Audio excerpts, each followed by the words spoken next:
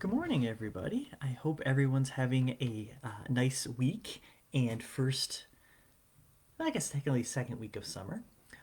For all of those of you who are joining us for the first time, my name is Luke. I am the education coordinator at Hanford Mills Museum, and this is What I Learned Wednesday. It's a series that we hold every Wednesday where we talk about different topics science, technology, history, and engineering. Sometimes touch a little bit of math. And we usually end up or end with a craft or an activity to do. So today we're going to be doing something especially STEAM related. And we're going to be talking about steam power here at the mill. Today is my first day back at the mill. We are still doing social distancing. There's only one person on the floor at a time, but I'll be able to do more things for What I Learned Wednesday at the mill since I'm on site a little bit more. So coming up in the next couple of weeks, keep your eyes out for that. So that'll be hopefully a little bit easier to kind of imagine some of the things we're talking about. So today, steam.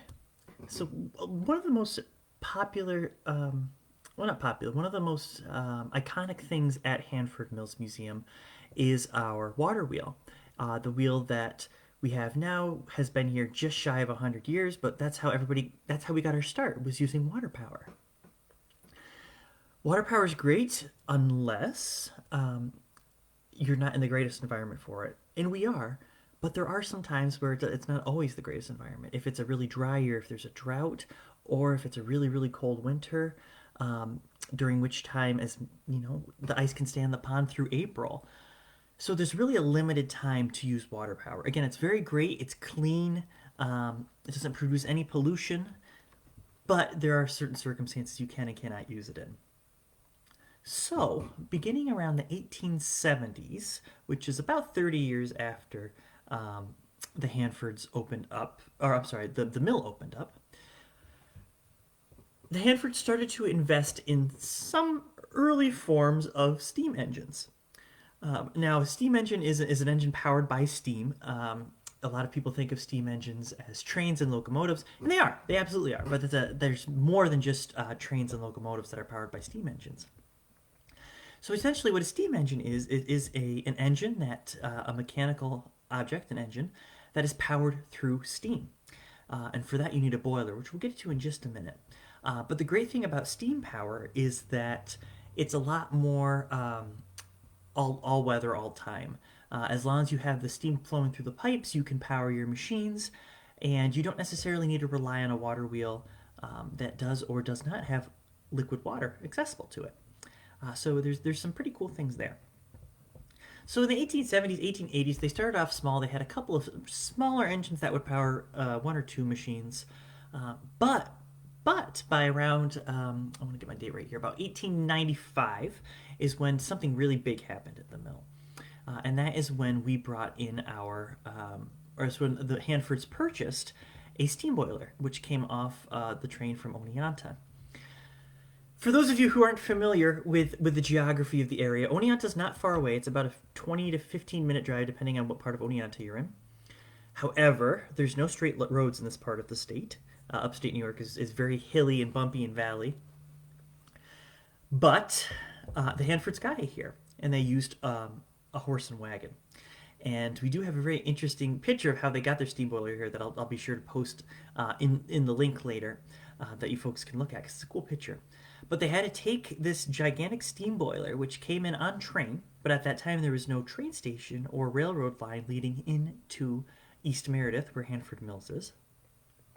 So they had to bring it down by horse and buggy. And it's pretty impressive when you see the size of this thing. It's very, very heavy. It's heavy metal. It's thick. It's solid. I wouldn't want the responsibility of having to bring it all the way down from Oneonta, which again is very close by our modern standards. But when you have a horse and a wagon and you have to go over bridges and roads that aren't exactly paved at that point, it gets difficult. It was so kind of tedious that before they actually were able to get the steam boiler over the bridges, one of the Hanford boys had to well, I guess men at this point, one of the Hanford sons had to make sure the bridges were enforced enough to be able to handle the weight, because you don't want your steam boiler falling into the Susquehanna River. It would be, big waste of money. So they got their steam boiler here. They also got a large engine, which was larger than the three smaller ones. And this, from about 1895 through mid 1920s, provided most of the power at the mill. Again, steam power is very reliable. There are some downsides to steam power. It's a lot more dangerous than the water wheel because there's a lot more going on. It's not just simply water going over the wheel and producing energy. You have to keep an eye on the pressure of the boiler. You have to make sure there's actually water in the boiler, that it's fed, the temperature's right. It required a team of people. And just to make sure the boiler was running okay, there would be 3 or 4 people that would be keeping an eye on it and running it. And another thing is, if you're not keeping an eye on it, the pressure can build up and it can explode. Thankfully, the employees at Hanford Mills back in the day were very, very careful. Now, this was a very modern invention, so why did we switch back over to the water wheel? Well, some things happened that weren't necessarily anticipated with the steam engine. It provided power for 31 years, did great service, but over time, especially when you're using mineral-rich water from the well that we have dug for the boiler, the pipes will start to pit and rust. And I'm not entirely sure if the Hanfords didn't know about it or if they did and they just didn't have the expertise or resources to fix it. But over time, over those 30 years, those pipes became so pitted and so rusted that they couldn't keep up the steam pressure. So they had to shut down the steam boiler and order a water wheel. So they kind of started at a water wheel, advanced to steam boiler, went back down to water wheel. And that water wheel is the same exact one that we have in the mill today, which it provides most of the power. Now, thankfully, back in 2002, we were able to completely rebuild that boiler, replace that boiler with something built to the almost exact same specifications. We still had the blueprints and the records here at Hanford Mills. So that's been rebuilt, and it works very well. It works so well, in fact, the engine that we have on the foundation of the old engine is too strong and actually wobbles on the foundation. So we've actually got to reinforce it because it works so well. So it's kind of a cool problem to have. It stinks that we can't demonstrate it at full power, but the reason is because it's too powerful, it's too strong. So we're just too strong here at Hanford Mills. So because the boiler is kind of a what's the word I'm looking for? Process to run it. The water wheel can be operated by one person. The boiler requires 3 or 4 or 5 people. We usually only have the boiler running 2 or 3 days during the season. In a normal season, when we have all of our events, it would have been going on the 4th of July. Unfortunately, due to coronavirus, our 4th of July celebration is canceled this year, and we're still kind of working through the summer to see what the season looks like. But hopefully we'll be able to have it running again soon because it's kind of a cool thing. A little bit of history about that boiler and how we use it here at Hanford Mills. It does power all of the machines. It can power all of the machines, but at this moment in time, and when we're out open and running, we usually have it going a couple times a year because it's too strong and it requires a lot of people to keep an eye on it. So for our activity today, I thought it might be kind of fun to build our own boiler. Now, I'll start off by saying this is completely safe. This is out of cardboard. It's not going to produce steam or pressure because I don't want anybody getting burned because it's not fun. But what I have here is what I like to use a lot for my activities are cardboard because just about everybody has cardboard, and cardboard's super easy to work with and very versatile. So what I have here is a model of the steam boiler we have here at Hanford Mills. I took some liberties and drew on green paper. Green's my favorite color because the one that we have down there is brick and silver. And it's pretty down there, but it doesn't look great on cardboard. So this is your chance to do a little bit of be a little creative. So we're going to adjust the camera here, and this will require scissors. So if you are going to be cutting, please do so with an adult in the room or helping you. And we're going to adjust things here so everybody can see, just so. Okay, so what we're going to do to start out with, and all you really need is a toilet paper roll, some colored construction paper, or if you don't have that, any paper will do, and a box. Doesn't matter what size box. This box is actually a different size than this one, but any size box will do. So what I did was I circled 2 holes here. Oh, and you also need some glue. So I circled 2 holes. I used my toilet paper roll as a template. And what we're going to do with these holes is first we're going to cut out this one right here. And it doesn't matter exactly, it doesn't really matter where on the page you do your first hole. But what you're going to want to do is cut this hole out. And the cool thing about this is it doesn't have to be perfect because it's your own boiler. If it's off a little bit, that's totally fine. So we've got our boiler cover right here, and it's going to go on top of our boiler like that. And at Hanford Mills, we have a boiler that it opens up. We have doors on our boiler, so I'm going to draw the doors on there with a marker. Like that, about halfway. Next thing we're going to do is we're going to glue on the top of our, oops, it's a little bit, what's the word here? Oh, I see, the glue's dried on top. Okay, so while I'm doing this, I'll talk you through it. We're going to put a line of glue all around the edge here. It doesn't have to be big, just you want to make sure you got a little line all on it. And watch as I say that, it's going to be a big glob coming out. There we go. So just like that. If it goes over on the inside, that's totally okay. Like that. And we're going to put our boiler lid right on top here. Okay, that's just going to take a second or two to dry. So while that's drying, we're going to go on to our box part of our boiler. So what I did too, again, ahead of time, just to save us some time, was I used this same template to circle here. And this is tricky part. So this is, if you're young or if you're not comfortable with this, please make sure an adult helps you. Because what you're going to do is you're going to shoot a box like that and try to cut a hole out. It doesn't have to be perfect because this is going to be covered. You'll see in a minute.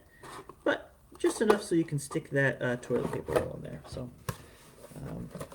try to do this towards the screen, but I'm also going to try to do it so it's safe for me.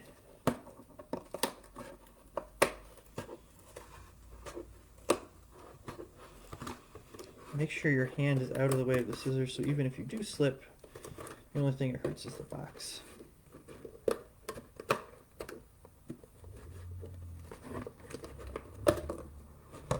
Okay, so as you can see, it's not a perfectly straight hole, but that's okay because we're going to slide this guy right in. And again, this actually might be a little bit too small, so let's cut a little bit more of the side out.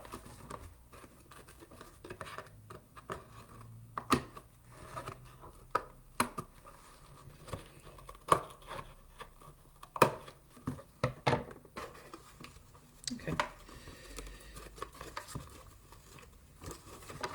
Oops, there we go. Here what you're going to want to do is you're going to slide this in. Like that. If you need to kind of pinch this a little bit to get it in, that's fine too. There we go.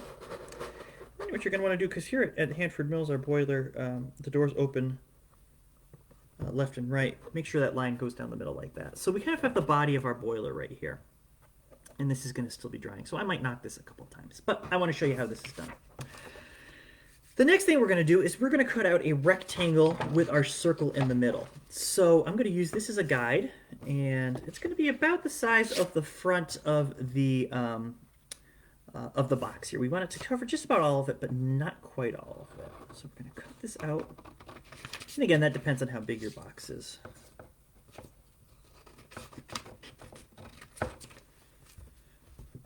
Okay. So we have it just about in the middle there.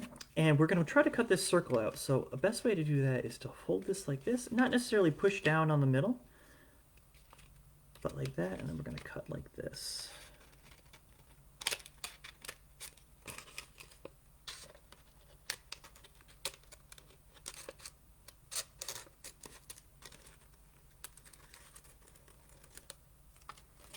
There we go.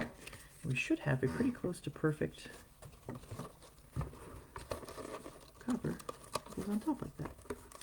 And this is our heat shield. This is to protect the person that's loading the boiler with wood from getting burned. So what we're going to do now is we're going to draw, and I'm just going to do this on my side like this. We're going to draw the different parts of the boiler, which I'll show you in just a moment.